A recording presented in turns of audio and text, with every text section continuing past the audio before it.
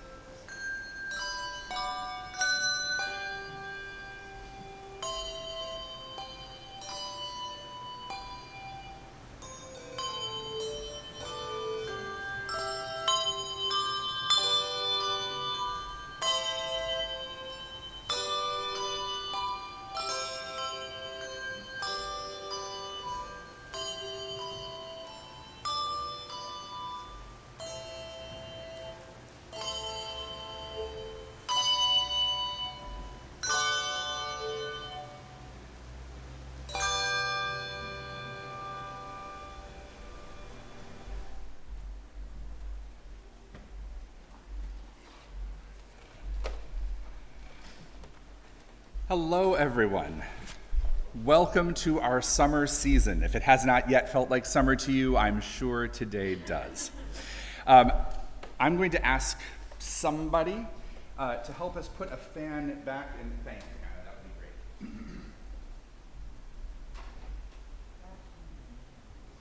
great.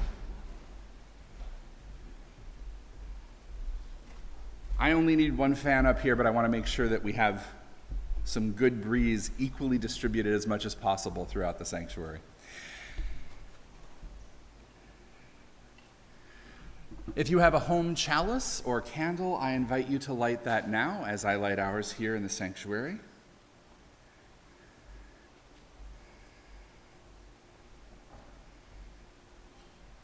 Whether you're watching at home or here in the sanctuary, we light our chalice to remind us that we are surrounded by blessings. Loved ones with whom we share our lives, friends, including those we haven't met yet. A world of beauty and possibility, and the power that each of us have to reach out to others with compassion, respect, the ability to ask questions, seek answers, explore new ways of being, as we all work together to make a better life for the people of this earth. Our opening hymn is number 34 in the gray hymnal, number 34. Please rise in body or in spirit here in the sanctuary or wherever you are as we sing together.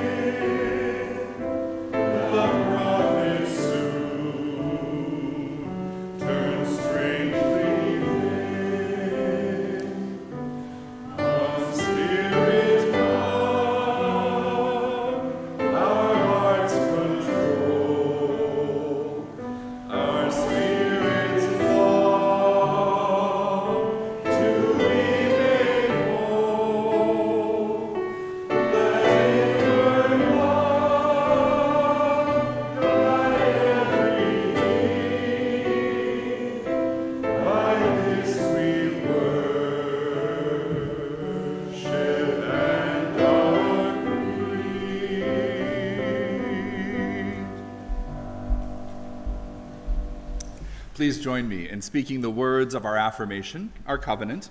It's printed in your order of service, and it's in the description online as well. Love is the spirit of this church, and service is its law. This is our great covenant, to dwell together in peace, to seek the truth in love, and to help one another. Please be seated.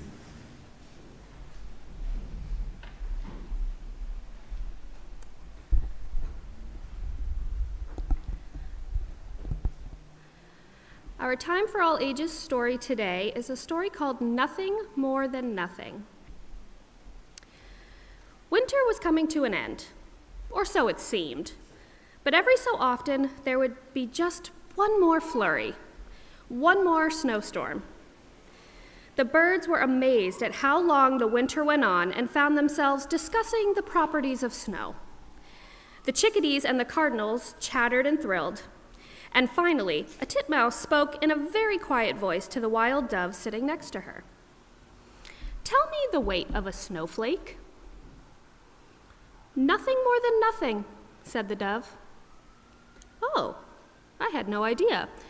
In that case, I must tell you a marvelous story," the titmouse said. "I sat on the branch of a fir, close to its trunk, when it began to snow. Not heavily, not in a raging blizzard.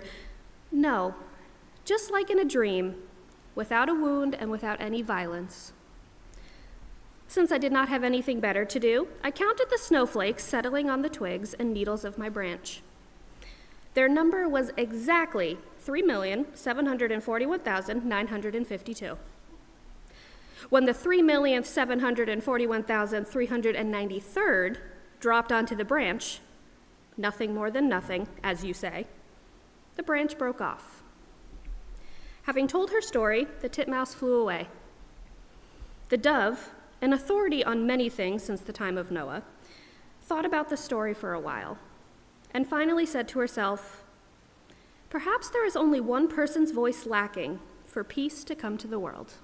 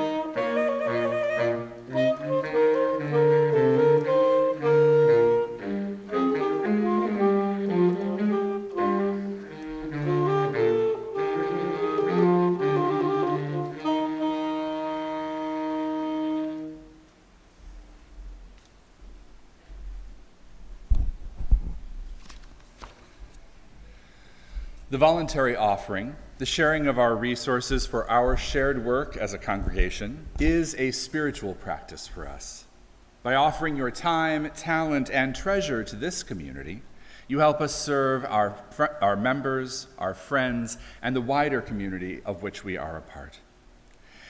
As part of that service, we share our general offering each week with organizations that do work in the world that help us to becoming the beloved community. This month, we share our plate with UU the Vote.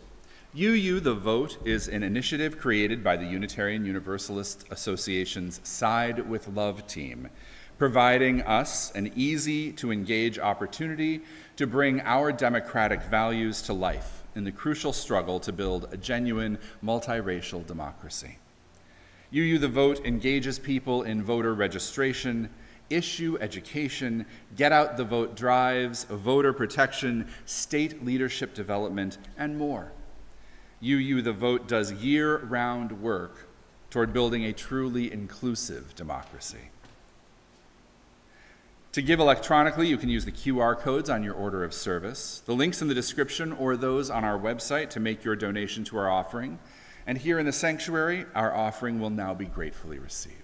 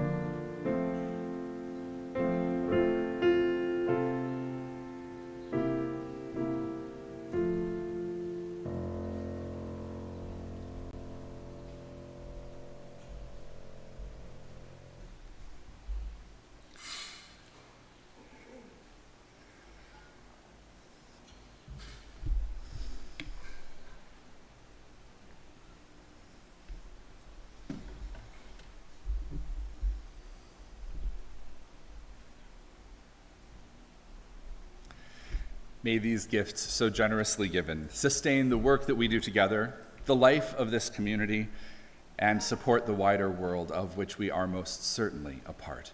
Thank you. Thank you.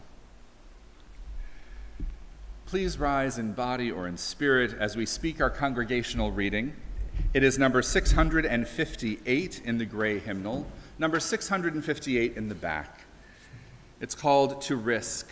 I'll read the words in Roman type, and we'll speak together the words in italics.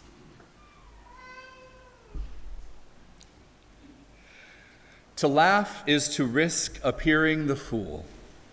To weep is to risk appearing sentimental. To reach out for another is to risk exposing our true self. To place our ideas, our dreams, before the crowd is to risk loss. To love is to risk not being loved in return. To hope is to risk despair. To try is to risk failure. To live is to risk dying. Let's join in singing our doxology. It too is in your order of service and the description online.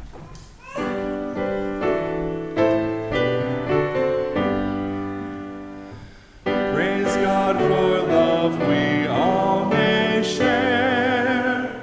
Praise God for beauty everywhere. Praise God for hope of good to be. Praise God for that makes us free. Amen.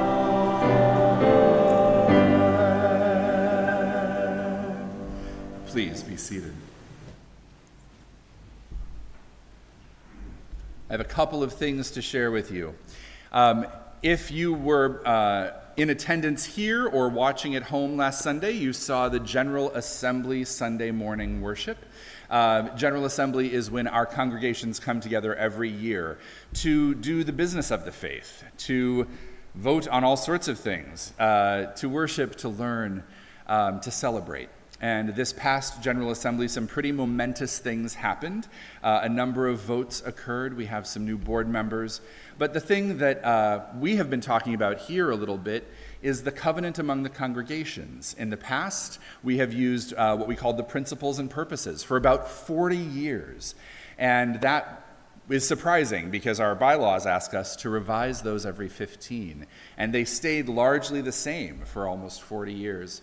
This past General Assembly, the congregations, the delegates, voted to adopt new language for this. And so we will be rolling that out and explaining that to you more and more in the days and weeks and months to come. It goes from 7 statements to 7 words, 7 values that are a little bit easier to remember. There's even an acronym. The acronym is JETPIG. I'm not kidding. There are all sorts of pictures online of cute little piglets with jetpacks on the back. But what it does is it helps folks to remember this even a little bit more easily than 7 words can be remembered otherwise. So I'm just going to leave you with a little bit of tantalizing thoughts. Look up the JETPIG if you like, and you'll hear more about all of this very, very soon.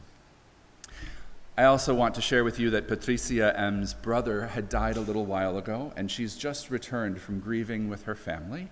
So we are holding you in our thoughts and prayers as well as your whole family today. Please join with me in a moment of prayer and meditation.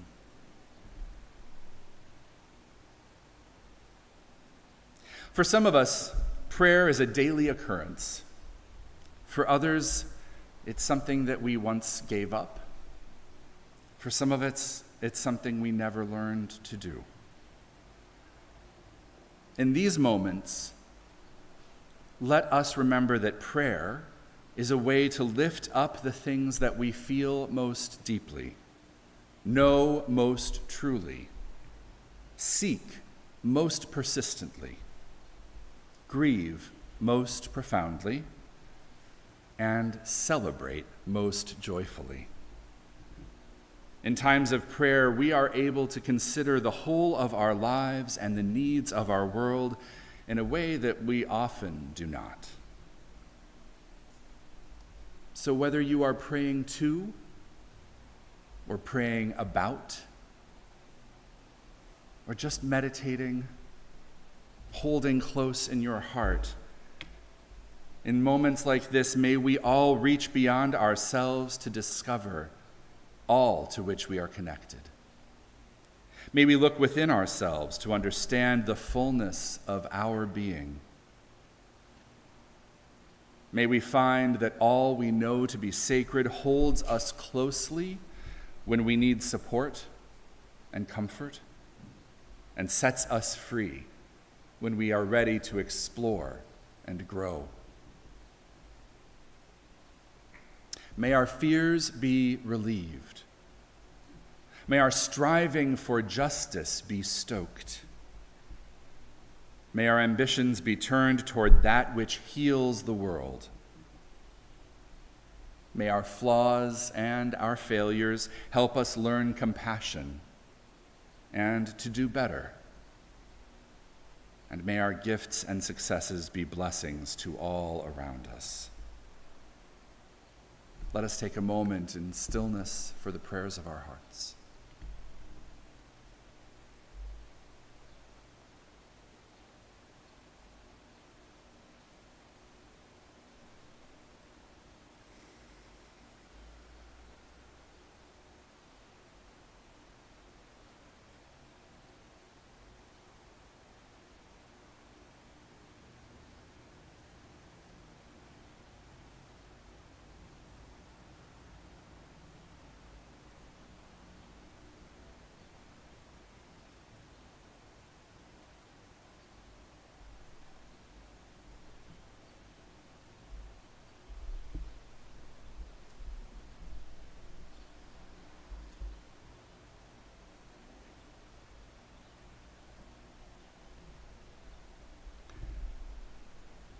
May we remember that these times of prayer are simply a way for us to lift up those things that are deepest, most important.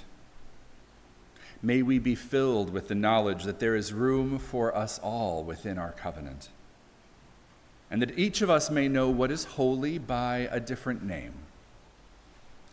Yet we may know holiness by the best of what we see in one another and the world. May that holiness, that goodness, come to each and every one of us, each and every day. May it be so. Amen.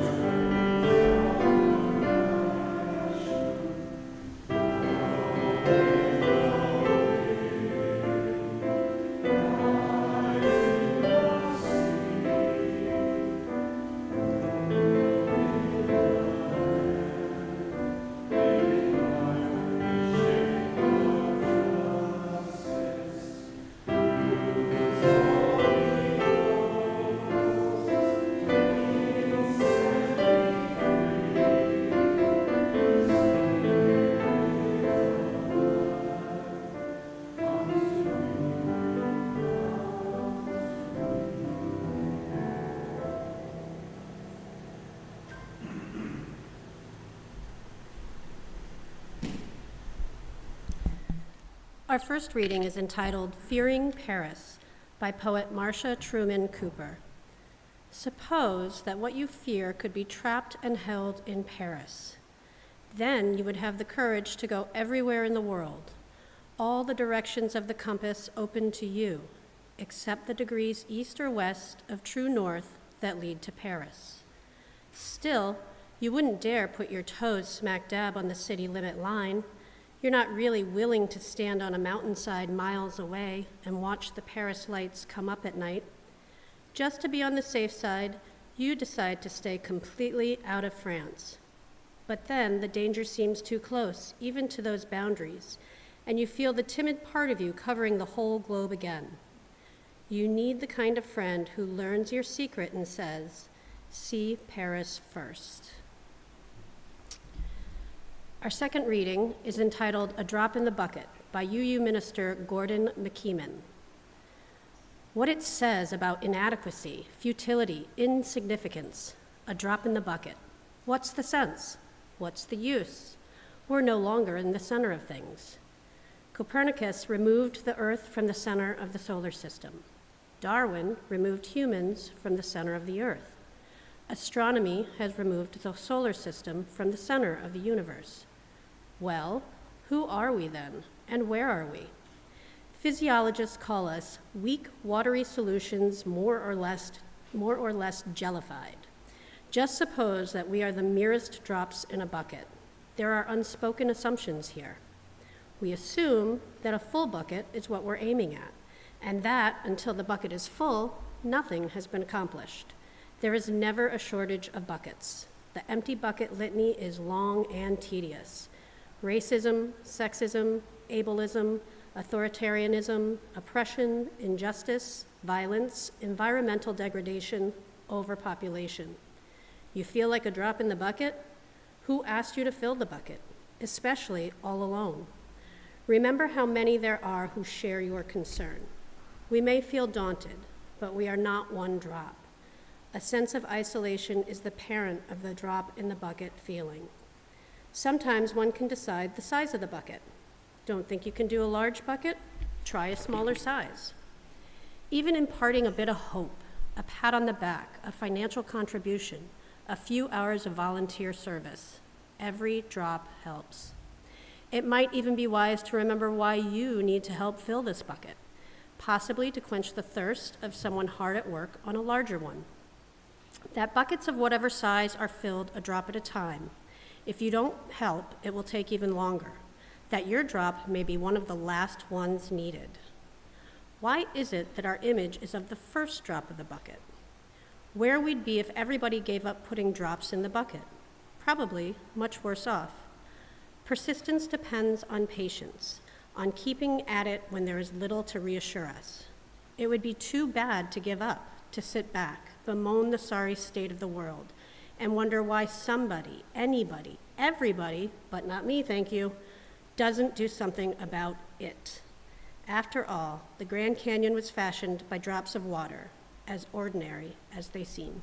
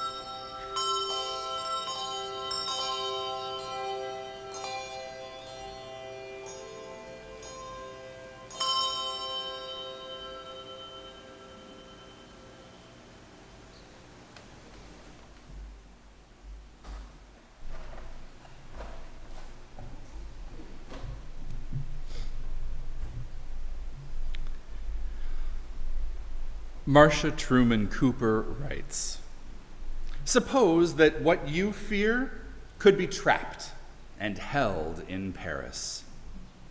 Then you would have the courage to go everywhere in the world. All the directions of the compass open to you, except the degrees east or west of the true north that lead to Paris. Still, you wouldn't dare to put your toes smack dab on the city limit line. You're not really willing to stand on a mountainside miles away to watch the Paris lights come up at night. Just to be on the safe side, you decide to stay completely out of France. But then the danger seems too close even to those boundaries, and you feel the timid part of you covering the whole globe again. You need the kind of friend who learns your secret and says, 'See Paris first.'" This is one of my favorite poems. There's something wonderful about the idea of a friend who can tell you, face your fear, take that risk right up front. Everything after that is easier. What a good and terrible friend that would be. Right? Somebody who's wise enough to dare you to face the things that prevent you from living fully or from knowing yourself better, from engaging with the world. Someone who would ask that you trust, truly trust that you can survive your fears and even live better for having faced them. That friend would be someone who can help you see when it is time to take a wise and necessary risk. Perhaps you have such a good and terrible friend in your life. I hope so. Maybe it's another person, or maybe it's an animal, a pet. Maybe it's a piece of literature or an abstract ideal. Maybe it's the sacred or nature or God. Or maybe, if no one else, perhaps occasionally it's me. I think we all need this kind of friend. We all need somebody who can shake us loose from our comforts, from our self-imposed limitations. We need to be reminded of what is possible, and that it is within our power to move toward that greater possibility. There are many things in this world that try to limit us. Gordon McKeeman gives us a lengthy list. Racism, sexism, ableism, authoritarianism, oppression, injustice, violence, environmental degradation, overpopulation. I would add simply despair. We have all sorts of things within ourselves that conspire with those outer impositions upon our souls. Timidity, fear, self-doubt, arrogance, hatred, apathy. It does not take much to encourage us to remain within whatever constraints we find ourselves surrounded by. It's easy to just settle in, to hide a bit, to let our fear cover the entire globe rather than allow us to even get close to Paris. But that's not how we grow or learn or transform. We become by going beyond our current limitations. And when we have to challenge ourselves or the world to make that possible, sometimes it is a wild and illogical action that gets us through. But it can also be a strategic choice, a calculated option, a wise but necessary risk that moves us even just a little bit further. Sharon Welch, who is a Unitarian Universalist ethicist and professor, was a professor, she's now retired, at Meadville Lombard, our seminary in Chicago. She wrote a book called A Feminist Ethic of Risk. and it engaged Black American literature and the work of womanist theologians and ethicists. It's a term used by many Black female religious scholars, womanism. It comes from some of Alice Walker's work. To highlight the power of risk to make change for ourselves and the world. She writes, "Some situations call for an ethic of risk, an ethic that begins with the recognition that we cannot guarantee decisive changes in the near future or even in our lifetime. The ethic of risk recognizes that to stop resisting is to die. And the death that accompanies acquiescence to overwhelming problems is multidimensional. Perhaps the threat of physical death, or the death of the imagination, the death of our ability to care. An ethic of risk is characterized by a redefinition of responsible action, grounding in community and strategic risk-taking." I'm going to use those words again because they rattle off pretty quickly. A redefinition of responsible action. Saying that it might be necessary to do a thing that seems risky in order to avoid worse possibilities. Grounding in community. We don't do these things alone. And strategic risk-taking. Sometimes we do a wild and illogical thing that helps, but more often than not, we think, and we plan, and we talk with one another, and we make choices, kind of like playing a gigantic game of chess to move us ever closer to the world that we want to live in. That ethic, that idea of risk-taking, is necessary for our own spiritual growth as well as our communities of faith. Only by willing to be vulnerable or imperfect or uncertain can we then take the necessary and incremental steps to reach deeper meaning, relationality, to fulfill and expand our covenants, to be more fully engaged with our spiritual natures. So in being told to see Paris first, we are challenged to go beyond our limitations, to become something new within ourselves and with one another. An ethic of risk calls us to engage with our spiritual journey individually and as a community, even and especially when we don't know where it will lead, in order to be more fully alive. I have often been asked, what role does faith have in a UU church, in a denomination like this, in a self that is UU? And part of the challenge is the word faith means a lot of different things to a lot of different people. We all come with what we think it was from wherever we came from, whether we thought about it a lot or not much. So if by faith you mean belief in something unseen, the answer is going to be different than faith meaning hoping that everything will turn out okay in the end. So I'm going to give you a definition of faith, and then I'm going to answer that question, what role does faith have, to the best of my ability. If faith means meeting everything with trust in what is good and willingness to transform what is not. If faith means meeting everything with trust in what is good and willingness to transform what is not good, then faith is absolutely central to our religion, our spiritualities, and our relationships. And with this definition, it's possible, totally acceptable, to have faith in something beyond yourself. Perhaps it's divinity or God, but it's also certainly possible and thoroughly acceptable to have simply faith as a willingness to trust in good and transform the bad.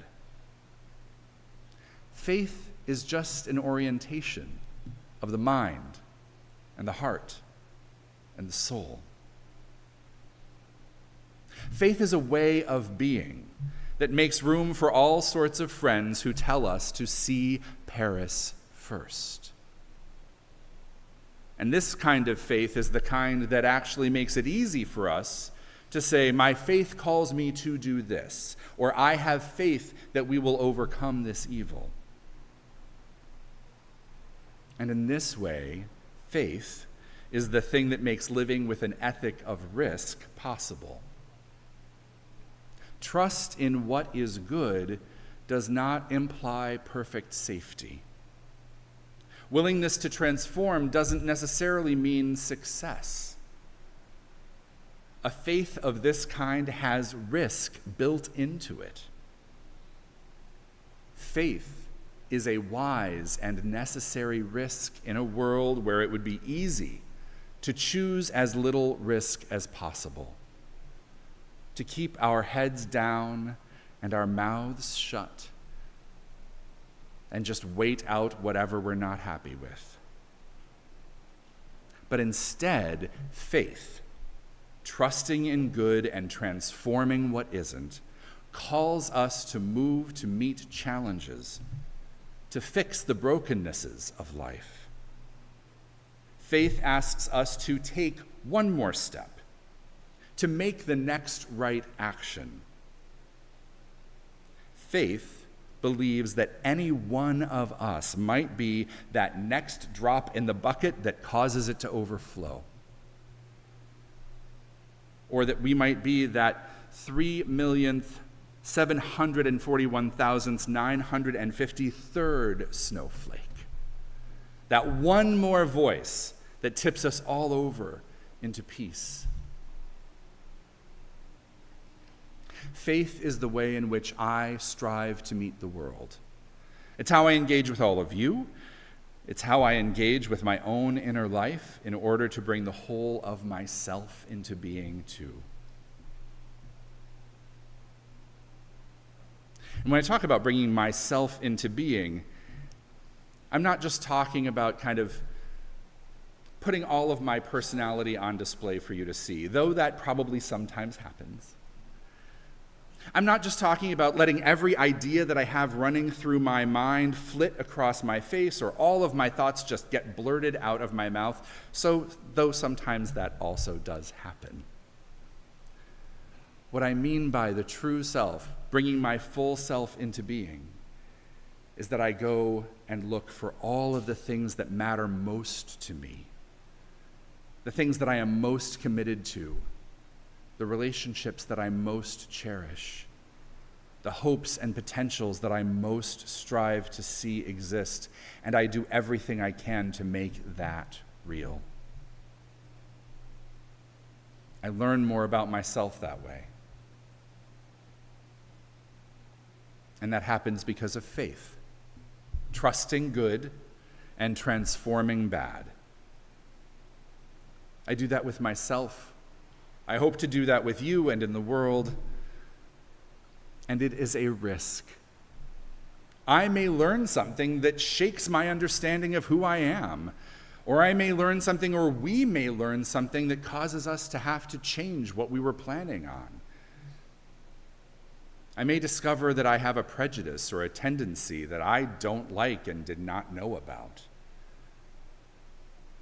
I may encounter an aspect of who I am that I thought I'd set aside long, long ago, and now it's come back. I may find that I have a purpose, a goal that is big and wonderful and terrifying. Without faith to support that risk I take to know myself better, I would be hard-pressed to take on that work. Without a commitment to trusting the good and transforming the bad, we have a hard time staying the spiritual course. We would have a very difficult time striving to create beloved community, to make this world a better place. Gordon McKeeman writes, "We assume that a full bucket is the bucket that we're aiming at.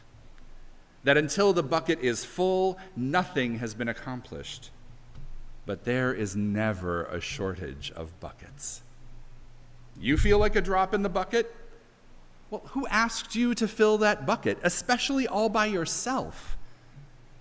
Remember how many there are in the world who share your concerns. We each may feel daunted, but we are not just one drop. A sense of isolation is the parent of the drop in the bucket feeling. Sometimes we get to decide the size of the bucket. Don't think you can do a large bucket? Try a smaller size. Buckets of whatever size are filled a drop at a time. And if you don't help, it will take even longer. I really love Gordon McKeeman's question that he ends this section with. Why is it that our image is of the first drop in the bucket?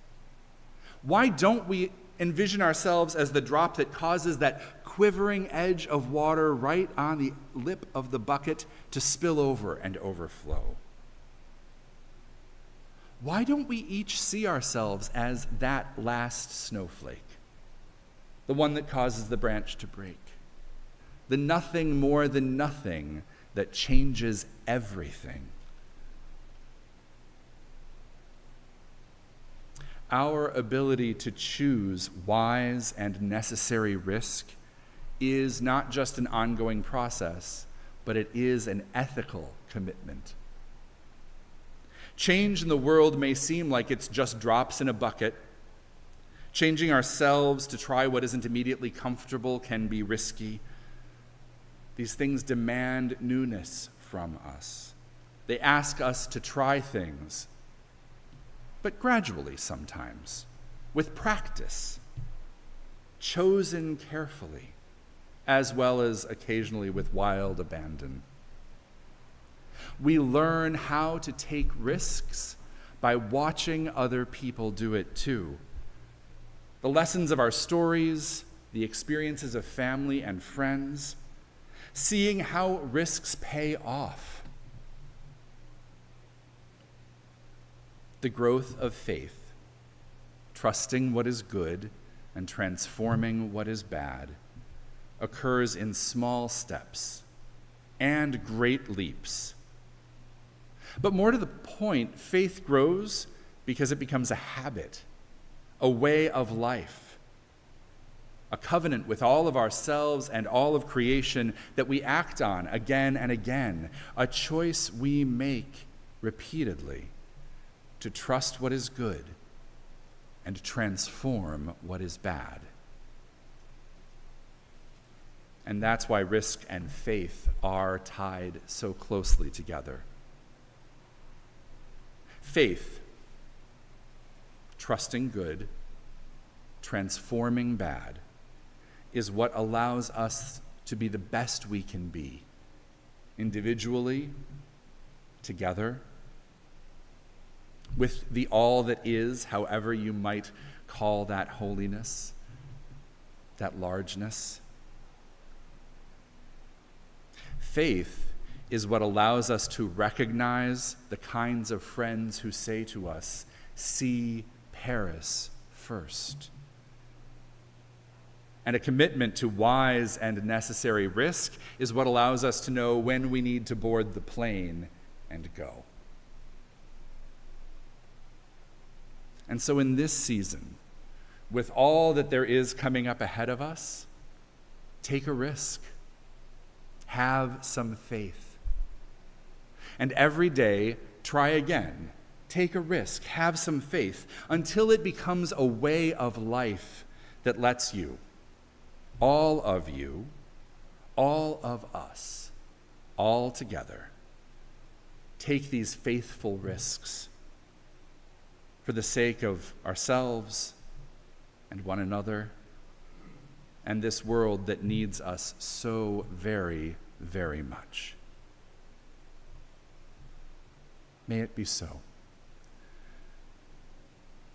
Please rise, in body or in spirit, as we join in singing our closing hymn. It's number 168 in the gray hymnal, number 168, called One More Step.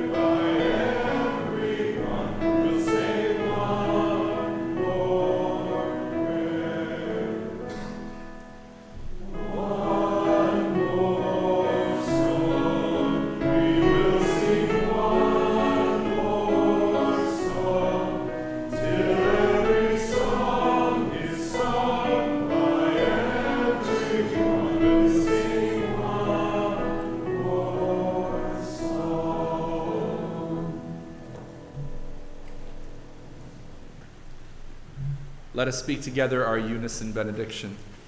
It speaks to faith and risk, and it's printed in your order of service and the description online. Engage with the world in peace. Have courage. Hold on to what is good. Return to no person evil for evil.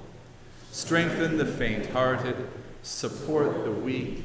Help the suffering. Honor all beings. And please be seated and remain for our postlude.